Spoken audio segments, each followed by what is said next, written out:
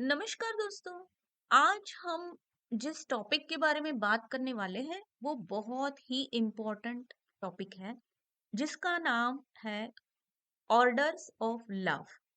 अब आप सोच रहे होंगे कि ये ऑर्डर्स ऑफ लव क्या है, ये किस लिए है, ये क्यों है।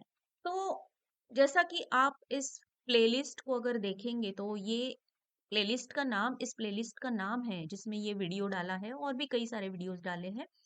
उसका नाम है एंसेस्ट्रल हीलिंग। एंसेस्ट्रल हीलिंग का मतलब है हमारे पूर्वजों के जो दोष है उन्हें हमें कैसे निकालना है, पितृदोष जिसे कहते हैं। और इसके लिए जर्मनी के एक साइकोथेरेपिस्ट थे बर्ट हेलिंजर। उन्होंने बहुत ही अच्छे तरीके से साउथ अफ्रीका के झुलू आदिवासी समाज के पास एक टेक्निक था जो कि इन्होंने सीखा, और उसके साथ साइकोथेरेपी के टेक्निक्स अप्लाई करके उन्होंने फैमिली कॉन्स्टलेशन नाम की एक थेरेपी बनाई जो हमें हमारे फैमिली में अगर कोई प्रॉब्लम्स है, अगर हमारे फैमिली में कुछ पैटर्न्स चले आ रहे हैं या अगर कुछ ठीक नहीं है हमारी फैमिली में, तो उसे कैसे हील करना है, उसे कैसे ठीक करना है, ये इस थेरेपी द्वारा बर्ड हेलिंजर हमें बताते हैं। अब फैमिली का मतलब है जितने भी मेंबर्स उस फैमिली में हैं वो सारे उस फैमिली के एक एक कनेक्शन या जो कनेक्टेड है एक दूसरे के साथ, वो ही उनका सबका जो कनेक्शन होता है, उनका सबका जो जुड़ाव होता है एक दूसरे के साथ, उसे ही फैमिली सिस्टम कहा गया है। सिस्टम यानी कि एक व्यवस्था कि पिताजी है, माताजी है, फिर उनके बच्चे हैं, फिर उनके बच्चे हैं, ये जो एक व्यवस्था है उसे फैमिली कहा गया है। तो इस फैमिली का जो कंस्टिलेशन कहा गया है, कंस्टिलेशन का मतलब है कि एक तरीके से, एक सही तरीके से चीजों को या लोगों को रखना, उनके अपने अपने दायरे में, उनके अपने अपने पोजीशन पर रखना। जैसे कि माँ बाप की एक पोजीशन अलग होती है, दादा दादी नाना नानी की पोजीशन अलग होती है फैमिली में, बच्चों की पोजीशन अलग होती है, उनके बच्चों की पोजीशन अलग होती है, नातियों पोतियों की। इस तरह से हर किसी को अपने पोजीशन में रखना मतलब फैमिली सिस्टम का कंस्टिलेशन। ये कंस्टिलेशन इसलिए जरूरी होता है कि अगर हर कोई अपनी जगह पे ठीक है, हर कोई अपना ही रोल निभा रहा है, तो ये फैमिली सिस्टम जो है उसका कंस्टिलेशन है वो ठीक रहता है। अगर कभी कभी ऐसे हो जाता है कि फैमिली में या तो कोई लोग फैमिली के या तो चले जाते हैं फैमिली से बाहर किसी भी कारणवश, या फिर उनकी डेथ हो जाती है, या कोई भी कारण हो जाता है, तो वो और जो मेंबर्स होते हैं फैमिली के वो उनकी जगह लेने की कोशिश करना शुरू कर देते हैं या उनको लेनी पड़ती है कभी कभी मजबूरी से। तो ये जो हलचल होती है फैमिली के सिस्टम में, इस व्यवस्था में, वो कैसे कैसे प्रॉब्लम्स क्रिएट करती है, और वो सारे जो प्रॉब्लम्स क्रिएट होते हैं जो एक फैमिली सिस्टम में इम्बैलेंस यानी असंतुलन लेकर आते हैं, तो उस असंतुलन को ठीक करने के लिए ऑर्डर्स ऑफ लव, ये जो टर्म बर्ट हेलिंजर बताते हैं, ये बहुत ही जरूरी होती है। क्योंकि उनका कहना है कि जब भी ये फैमिली सिस्टम में गड़बड़ी होनी शुरू होती है, कोई मिसिंग होता है, कोई नहीं होता है, किसी की डेथ हो जाती है, तो कोई और उनकी जगह लेना शुरू कर देता है जो मेंबर उसके कारण जो भी यहाँ प्रॉब्लम्स होते हैं या जो इम्बैलेंस होता है या जो जहाँ पे है वो ठीक तरीके से अपने रोल को नहीं निभा रहा होता है, तो फैमिली के ट्री में उन्होंने फैमिली को एक पेड़ की तरह समझाया है। उसमें जो एक जीवन है, जीवन का बहना है, जिंदगी बहना का बहना है, तो वो तो उसको लव कहते हैं, प्यार, अनकंडीशनल लव। तो वो प्यार का जो बहना है वो उस फैमिली के ट्री में बंद होने लगता है या ब्लॉक हो जाता है कहीं कहीं जगह पे। और प्यार का, प्रेम का ब्लॉक होना मतलब प्रॉब्लम्स क्रिएट, वहां पे प्रॉब्लम्स आने शुरू हो जाते हैं। तो ये अगर हमारे फैमिली में कोई ब्लॉकेज क्रिएट हो रहा है या हो चुका है, 99% तो होता ही है हर किसी के फैमिली में, क्योंकि कोई ना कोई तो अर्ली डेथ जिसे कहते हैं, नॉर्मल डेथ का तो इतना असर नहीं होता है क्योंकि वो बैलेंस रख पाती है। लेकिन जो कम उम्र में किसी की अगर डेथ हो जाती है, कोई चला जाता है फैमिली से, या बाहर उसे निकाल दिया जाता है किसी कारणवश, तो वो सारा जो प्रॉब्लम्स है, वो सारा जो इमोशनल ट्रॉमा है, वो फैमिली में असंतुलन लेकर आते हैं, उसकी संतुलन को बिगाड़ देते हैं और फिर वहां पे प्यार, उस फैमिली में प्यार नहीं रहता है। एक दूसरे के प्रति फिर बिल्कुल ही प्यार नहीं रहता है। हम सिर्फ मजबूरी के कारण वो फैमिली एक दूसरे के साथ रहती है, या फिर आजकल तो हम देखते हैं कि फैमिली में रहकर भी हर कोई अकेलापन, फ्रस्ट्रेशन, डिप्रेशन, ये सारी चीजें महसूस करता है। तो इसका कारण यही है कि हम उस फैमिली के प्यार को, जहाँ पे ब्लॉकेज मिल गया है, जहाँ पे वो अटक गई है, उसे अगर दूर करते हैं, उस असंतुलन को अगर ठीक करते हैं, तो हम फैमिली में फिर वापस वही प्यार, वही संतुलन, वही कंसिलिएशन, मतलब हर एक अपने अपने रोल में फिट है और अपने रोल के हिसाब काम कर रहा है, ये चीज ला सकते हैं।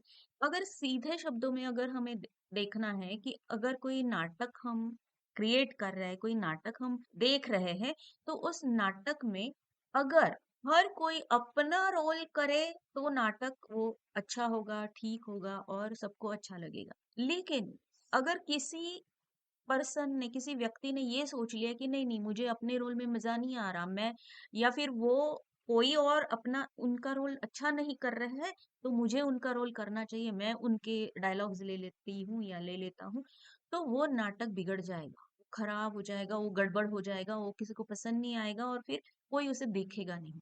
यही होता है हमारे फैमिली में भी।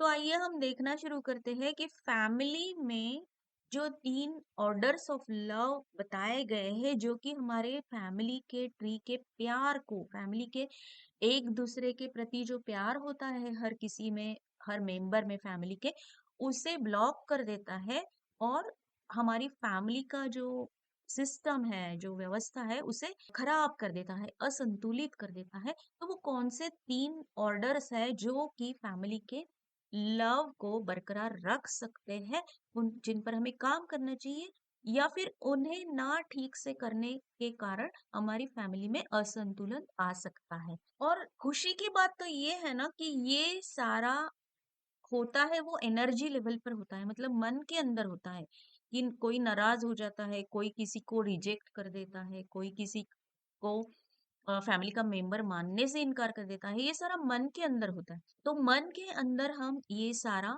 ठीक कर सकते हैं, इसे हील कर सकते हैं, ये बहुत बड़ी खुशी की बात है, जो कि बर्ट हेलिंजर उनके इस फैमिली कंस्टिलेशन के द्वारा हमें बताते हैं, सिखाते हैं, या कैसे करना है इसके बारे में जानकारी देते हैं। तो उसकी सबसे पहली जो जानकारी हमें जानना जरूरी है, वो है ऑर्डर्स ऑफ लव।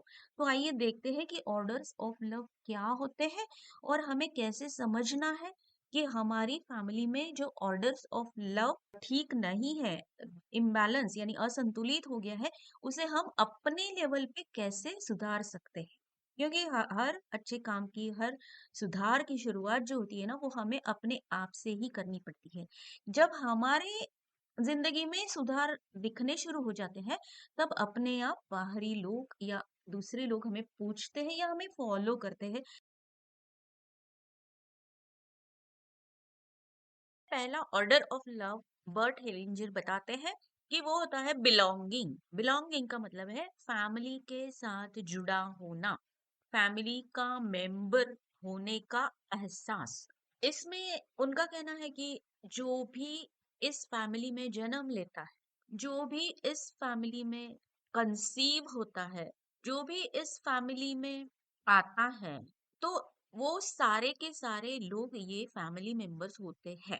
अब जुड़ा होना, जो बड़े हुए हैं, जो दिख रहे हैं, या जिन्होंने अपने आप को फैमिली मेंबर के रूप में अप्रूव किया है, वो तो फैमिली मेंबर्स है ही। लेकिन बर्ट हेलिंजर का कहना है कि जो बच्चे कंसीव तो हुए थे, लेकिन वो जन्म नहीं ले पाए, यानी कि मिसकैरेज हो गया है, अबॉर्शन हो गया है, या जन्म लेने के बाद बहुत जल्दी 5 साल के अंदर ही शायद उन बच्चों की डेथ हो गई, तो ये सारे जो बच्चे भी है, वो भी इस फैमिली के जिस फैमिली में वो आए हैं उसका मेंबर होते हैं, और उन्हें भी लगता है कि हमें इस फैमिली का मेंबर समझा जाए, हमें याद किया जाए, हमारे बारे में बात की। लेकिन ऐसा होता नहीं है, क्योंकि मिसकैरेज, अबॉर्शन या छोटे बच्चों की जल्दी डेथ होना, जल्दी उनका देहांत हो जाना, ये ज्यादातर फैमिली मेंबर्स जो बड़े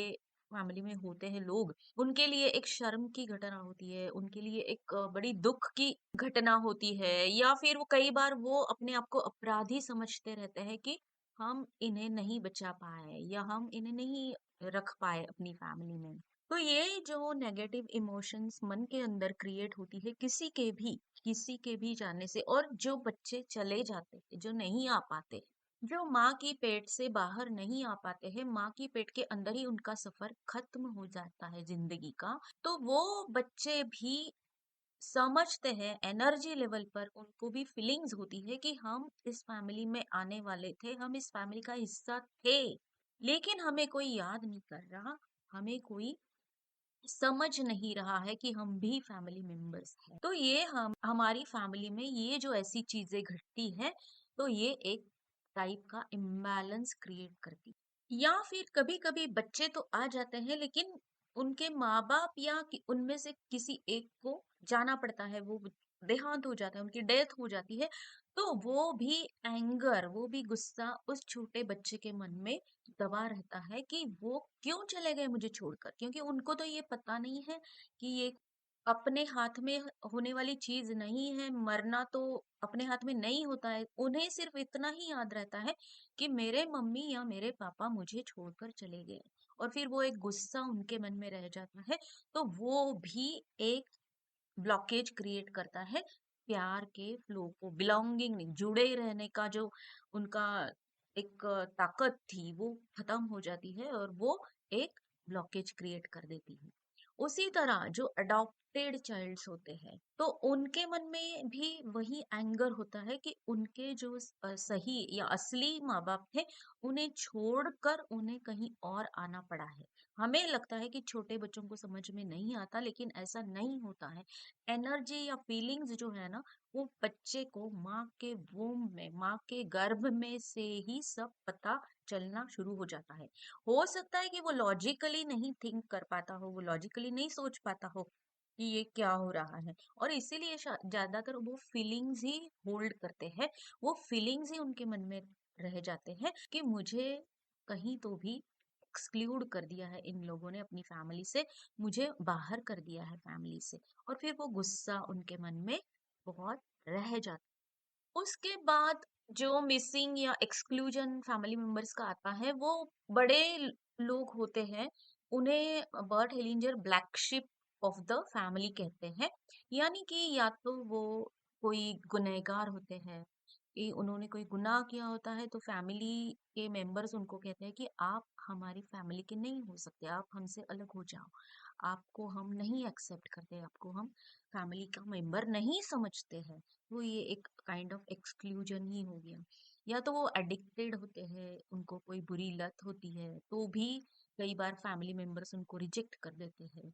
या फिर वो ऐसा कोई कदम उठाते हैं जो फैमिली के उसूलों के खिलाफ हो, तो भी उन्हें फैमिली से बाहर कर दिया जाता है। जैसे कि दूसरे जाति या धर्म में, या अपनी बिरादरी के नहीं है ऐसे लोगों के साथ या तो प्यार या शादी करना, तो इसमें भी कई बार फैमिली मेंबर्स को रिजेक्ट किया जाता है, एक्सक्लूड किया जाता है। तो ये सारे जो रिजेक्शन या एक्सक्लूजन होते हैं फैमिली में, या तो एक मेंबर द्वारा या कई सारे मेंबर द्वारा, वो फैमिली के सिस्टम को बिगाड़ देते हैं। क्योंकि जैसा कि हमने पहले ही इसमें देखा कि फैमिली में जन्म लेने का, या फैमिली में जन्म लेने के लिए माँ के पेट में आने का मतलब ही ये होता है कि उन्हें उस फैमिली का मेंबर बनने का हक मिल गया।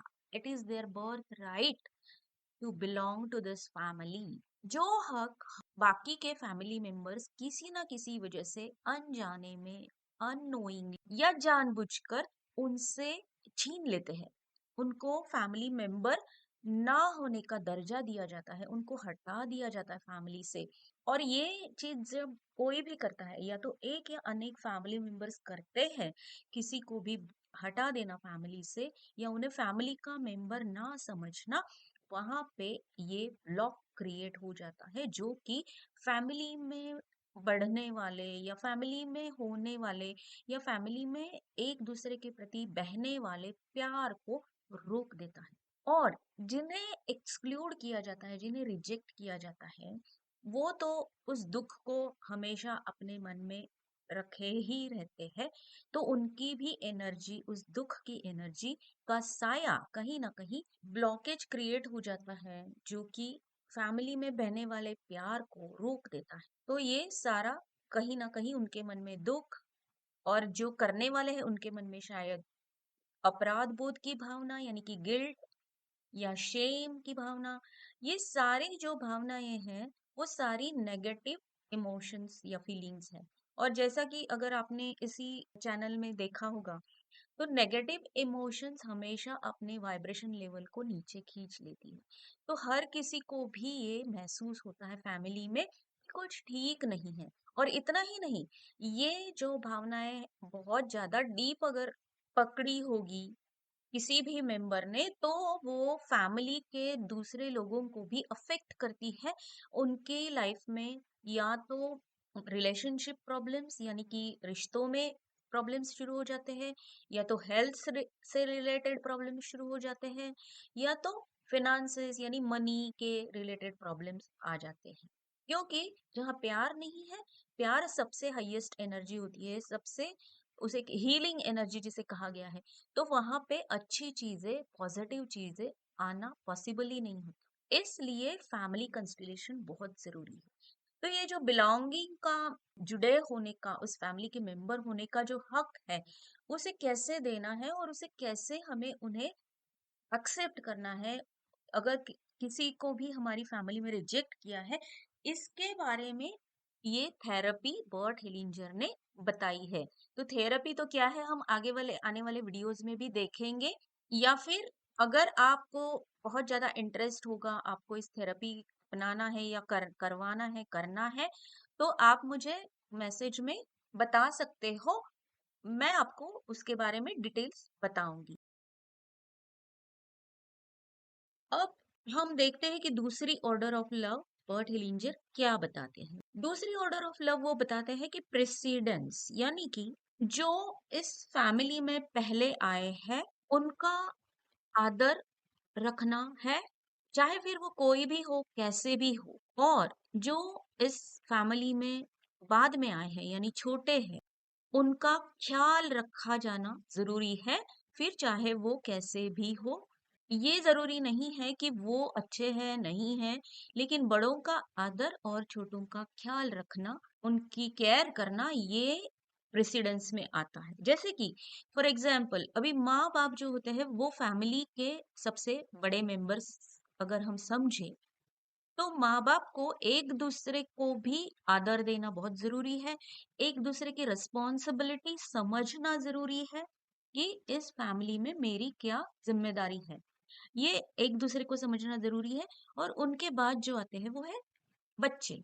बच्चों को भी ये समझना जरूरी है कि जो सबसे पहला बच्चा है, या जो मेरे बड़े भाई बहन है, वो चाहे कैसे भी हो, उन्हें मुझे आदर देना, रिस्पेक्ट करना उनका बहुत जरूरी है। और बड़ों को ये याद रखना जरूरी है कि छोटों का ख्याल रखना, और छोटों को माफ कर देना, या छोटों की गलतियों को माफ कर देना। क्योंकि इसमें कई बार ऐसे हो जाता है कि या तो भाई बहन एक दूसरे से बिल्कुल ही उनका कोई लगाव नहीं रहता है, या तो वो रिस्पेक्ट नहीं करते हैं अपने बड़ों को। तो ये सारी चीजें भी फैमिली में का संतुलन को बिगाड़ने में मदद करती है। और ऐसा नहीं है कि सिर्फ किसी एक को इससे तकलीफ होती है, पूरे फैमिली के सिस्टम को, पूरे फैमिली के ट्री को ये ब्लॉकेज हो जाता है, जो कि प्यार को बहने देने में अक्षम हो जाती है वो फैमिली सिस्टम।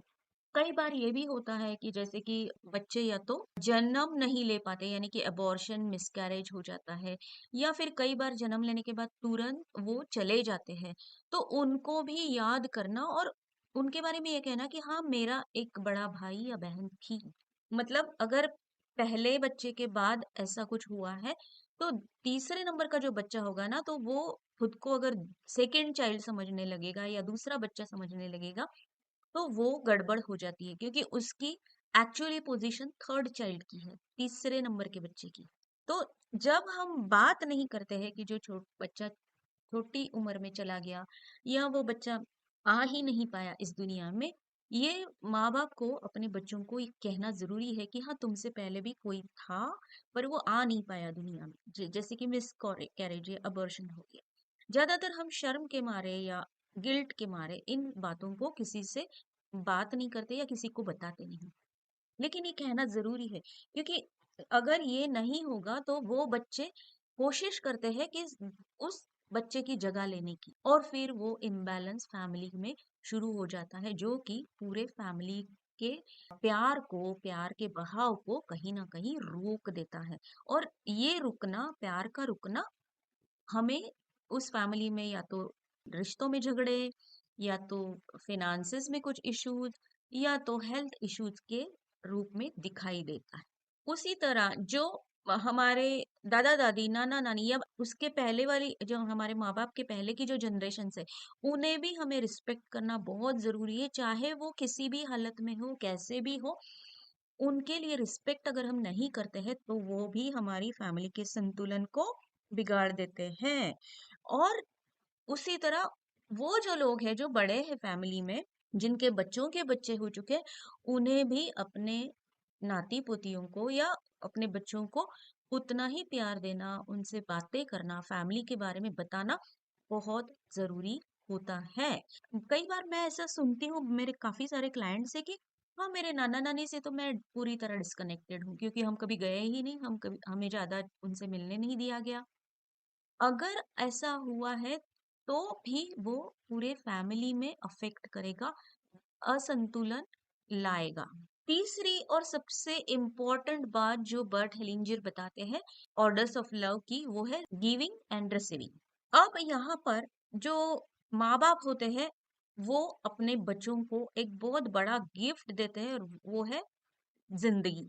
उनकी वजह से बच्चे इस जिंदगी में, इस दुनिया में आते हैं, अपनी जिंदगी पाते हैं, और उसके बाद भी वो बच्चों को बड़ा करने में जितना उनसे हो सके वो करते हैं, देते हैं। लेकिन अगर बच्चे हमेशा यही सोचते रहे, अपेक्षाएं करते रहे कि मुझे और कुछ देना चाहिए, मुझे सफिशिएंट दिया नहीं मेरे माँ बाप ने, तो वहां पे फिर आप फैमिली में असंतुलन ला रहे हैं। क्योंकि वैसे देखा जाए तो बर्थ यानी कि जिंदगी देने के बाद माँ बाप का काम पूरा हो गया, उन्होंने सबसे बड़ा गिफ्ट हमें दे दिया। फिर भी वो, हम जब तक समझदार नहीं होते, हमें जितना वो दे सकते हैं, जितना हमारे लिए कर सकते हैं, वो करते रहते हैं। और जब बच्चे बड़े हो जाते हैं और ये सोचने लगते हैं कि अब हम हमारे माँ बाप का ख्याल रख रहे हैं या उन्हें कुछ दे रहे हैं बदले में, उनका खर्चा उठा रहे हैं, तो ये भी असंतुलन क्रिएट करता है। क्योंकि हम जो भी कर रहे हैं उनके लिए ना, वो बहुत ही थोड़ा सा है, और हम कभी उतना उनके लिए नहीं कर पाते हैं जो उन्होंने हमारे लिए किया है। जैसे कि हमें जन्म देने का सबसे बड़ा गिफ्ट, गिफ्ट ऑफ लाइफ। और हमें, जब हमें कुछ नहीं आता था, हम कुछ नहीं कर पाते थे, तब हमें पाल पोस कर बड़ा करने का, पढ़ाने का, सिखाने का, या अपने पैरों पे खड़ा होने के लिए उन्होंने जो कुछ भी किया है, उतना हम कभी भी उन्हें वापस नहीं लौटा सकते। इसलिए हम जो भी करते हैं ना, वो अवर पार्ट ऑफ सर्विस होता है हमारे माँ बाप की ओर।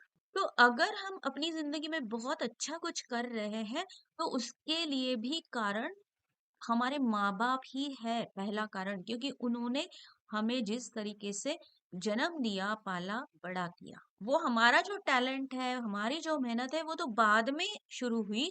पहले तो जो बीज का बोना था वो उन्होंने किया है, और इसीलिए उनसे हमें कभी भी कुछ भी अपेक्षा नहीं करनी है, क्योंकि उन्होंने हमें जो जन्म देकर पाल पोस कर बड़ा किया है, तो वो मोर देन सफिशिएंट होता है, यानी कि जरूरत से कई ज्यादा। और इसलिए हमारा उनके लिए कुछ करना ये हमारी सर्विस टू देम है, हमारी सेवा का एक पार्ट है। और इसीलिए ये जो गिविंग है ना, कि वो हमेशा जो भी देंगे, चाहे वो बहुत ज्यादा दिया हो उन्होंने या कम दिया हो या थोड़ा दिया हो, वो हमें उसमें संतुष्ट रहना, उसे एक्सेप्ट करना बहुत जरूरी है। हमें ये नहीं सोचना है कि हमें उनको और ये देना चाहिए था, उनका टाइम देना चाहिए था, वो हमारे उनको हमारे साथ और रहना चाहिए था, या हमें और पैसे हमें देने थे, हमें और शिक्षा देनी थी। तो हमें गिविंग और रिसीविंग का बैलेंस रखना भी बहुत जरूरी है, उसे अंडरस्टैंड करना, उसे समझना भी बहुत जरूरी है। कई बार ऐसे हो जाता है कि किसी एक मेंबर को पकड़े रखने के लिए या उससे जुड़े रहने के लिए हम फैमिली में बहुत ज्यादा गिविंग करते रहते हैं, बहुत ज्यादा देते रहते हैं उस मेंबर को, चाहे फिर वो प्यार हो, पैसे हो, सर्विस हो, कुछ भी। अगर बहुत ज्यादा भी दोगे ना, तो भी वो इम्बैलेंस क्रिएट करता है। कई बार इस डर से कि ये व्यक्ति, ये फैमिली मेंबर हमें छोड़ के न चले जाए, तो हम उन्हें बहुत ज्यादा प्यार, बहुत ज्यादा पैसे या बहुत ज्यादा सेवा, इसी यानी सर्विस देना शुरू कर देते हैं, जो कि अपने आप में बहुत बड़ी गलती है। क्योंकि जितना हम ज्यादा, जरूरत से ज्यादा देंगे, जितना गिविंग होगा उतना ही देना चाहिए, और उतना ही रिसीविंग होना चाहिए। क्योंकि गिविंग अगर ज्यादा होगा, तो वो इंसान उस बोझ के तले दबना शुरू हो जाता है। और फिर जो हम सोचते हैं कि हमें छोड़ के ना चले जाए, वो ही होता है। तो अगर आप ऐसा कुछ कर रहे हैं, तो आप सोच लीजिए, आप उस फैमिली ट्री को, अपने फैमिली ट्री को ब्लॉक कर रहे हैं, उसमें प्यार नहीं बढ़ने दे रहे हैं। इसलिए रिसीविंग गिविंग में भी बहुत समझदारी से काम लेना, फैमिली में स्पेसिफिकली बहुत जरूरी है, कि बड़ों के लिए जो भी हम दे रहे हैं, वो एक छोटा सा पार्ट है सेवा का, सर्विस का। हमें ये नहीं समझना है कि हम सब कुछ कर रहे हैं, हम इनकी जिंदगी चला रहे हैं, हम इनको जिंदा रख रहे हैं, नहीं। उन्होंने ऑलरेडी जो किया है ना, वो तुम कभी लौटा नहीं सकते। और जब बड़े छोटों के लिए करते हैं, तो वो तो उन्हें पता होता है कि मुझे, मेरे पास जितना है, मैं जितना ज्यादा दे सकता हूँ या दे सकती हूँ, मुझे उनको देना है। ये दोनों चीजें, गिविंग एंड रिसीविंग, अगर ठीक से समझ में आ जाए और हम उसका पालन करना शुरू करें फैमिली में, तो अपने फैमिली में वो ब्लॉकेज हम कभी नहीं होने देंगे। और प्यार हमेशा अच्छे से सब मेंबर्स के पास आता रहेगा, बढ़ता रहेगा।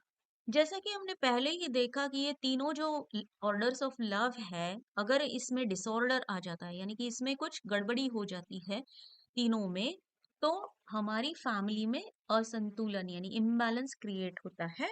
और वो असंतुलन हमारी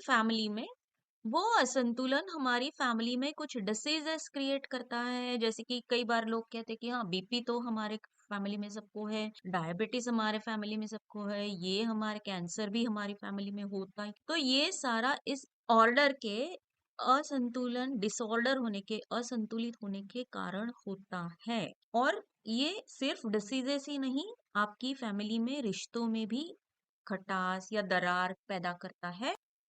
और उसी तरह वो फैमिली में फिनेंसेस के, यानी मनी के इशू भी क्रिएट कर सकता है। लेकिन गुड न्यूज ये है दोस्तों, कि ये सारा हम हील कर सकते हैं। बर्ट हेलिंजर द्वारा बताई गई फैमिली कंस्टिलेशन थेरेपी या एंसेस्ट्रल हीलिंग थेरेपी इन सारी चीजों को ठीक कर सकती है। हमें उस असंतुलन को हटाने की, मिटाने की सारी प्रोविजंस इस थेरेपी द्वारा मिल सकती है। तो अगर आपको ये समझ में आ गया, आपको अच्छा लगा, तो आपके जितने भी नियर एंड डियर वंस है, और ज्यादातर आपके फैमिली मेंबर्स के साथ शेयर कीजिए, उन्हें ये समझने दीजिए, और इसे लाइक भी कीजिए अगर आपको अच्छा लगा है तो। और आपको अगर इसके बारे में और कुछ जानना है, आपको खुद को इस थेरेपी के बारे में जानना है, तो आप मुझे कमेंट में जरूर बताइएगा। मैं आपको इसके बारे में डिटेल भी बताने के लिए तैयार हूँ। क्योंकि मैंने इस थेरेपी को जब से अपनाया है और मैंने औरों के लिए भी ये थेरेपी शुरू की है, तो इसके बहुत ही सुंदर और बहुत ही अद्भुत रिजल्ट्स मिल रहे हैं। बहुत सारी छोटी-छोटी चीज़ें जो हमारे back of the mind life में चलती रहती है, जो हमें तंग करती रहती है, पैसों को लेकर, रिश्तों को लेकर या हमारे हेल्थ को लेकर, वो हम अच्छे से और परमानेंटली हटा सकते हैं इस फैमिली कंस्टिलेशन के थेरेपी